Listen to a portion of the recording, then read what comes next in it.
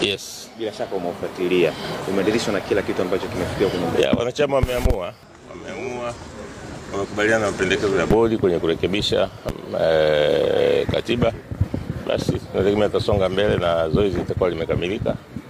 Tutaendelea sasa kuingiza wanachama wapya na usajili utakuwa umekamilika, na mwekezaji sasa ataanza kufanya kazi. Tutaanza kuona mambo ya mwekezaji makubwa zaidi.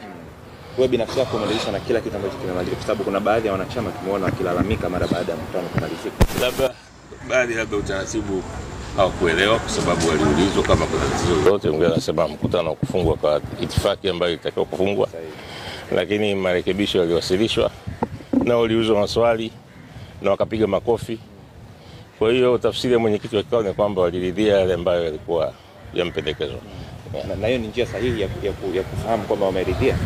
Sasa huo ni utaratibu. Kama hakuridhia mtu hakuridhika, angenyosha mkono kwamba mimi kuna kitu napinga. Asante sana mwenyekiti. Shukrani sana. Ni mechi mbili ambazo tulistahili kushinda, lakini tumepoteza nafasi nyingi. Lakini ndio mpira.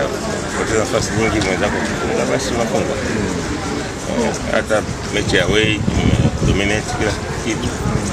Tutakiwa kufunga goli mbili kabla hujafunga. Lakini ndio mpira. Kuna namna mbili. Kupoteza nafasi inaweza kuwa ni umakini kupungua, inatakiwa kuongeza mazoezi zaidi. Lakini kuna siku nyingine, siku mbaya, hata kufanya vipi uwezi kufunga. Kwa hiyo tulikuwa na siku mbaya hapa uwanja wa Taifa, tumekuwa siku mbaya pia kule Bamako.